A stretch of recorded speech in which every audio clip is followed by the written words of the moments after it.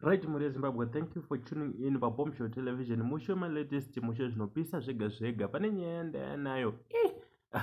Nyaya yakaipa iyi kana vanhu vachisangana nezvinorema kudaro muupenyu pakaipa guys. Confession yandasangana nayo. Yandati kuti ndisiye mafanzi eBombshell Television vasina kuinzwa.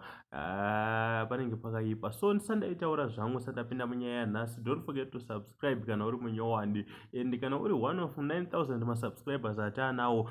Much salute nokupa kutenda kwamuri muri Zimbabwe. Support yenyu ngairamba ichienda kumberi. Saka da kuti ndishare neminyaya iyi. Mubva mangoisharewo kune vamwe vabva vazivawo.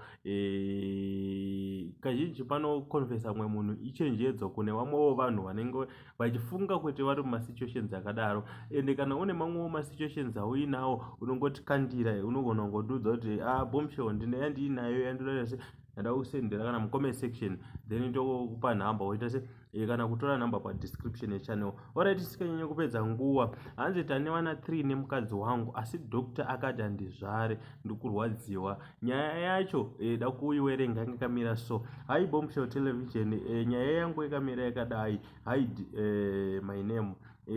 Hanzi Tane Vana 2 Tane Vana 3 tichigara tese over 10 years now, tichigara nemukadzi wangu, asi tainge tichinetsana asi ndaisada kurambana nemukadzi wangu, so ndakatsvaga girlfriend iri takawirirana zvekuti over 3 years, zvekuti anga kuti ada kundiitira mwana, asi pakuda kundiitira mwana apa pakuda kundiitira mwana apa takaedza zvese zvatinogona kuti iye aite mwana, asi iye akaenda kunotestwa, akaenda kunoshandirwa, akanzi haana chakaipa chiri paari, haana problemu iri paari. So ndakatombotsamwa paakanditi no, iwe unofanira kuendawo kunotestwa, bhozi ndakamuti nditori nevana 3. So zvakazoitika hanzi ndakazongoti gandimufadze because anga awaridi, hanzi ndaenda kunotestwa. Ndaenda kunotestwa, dhokta akanditi handizvare, apa ini ndine vana 3 kumba, ndoita sei because zviri kundidya mwoyo. Hoyo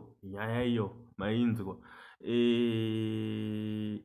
Guys, pakaipa munhu uyo oita sei? Let's talk in the comment section below. Mutiudzewo kuti dema murimi muri muma hanzi right now handisati ndaudza mukadzi wangu kuti ndo zvaripo, ndo zvandakabata, uye kana hama dzangu handina wandati ndaudza. Inini negirlfriend tisu tega tikuzviziva, right?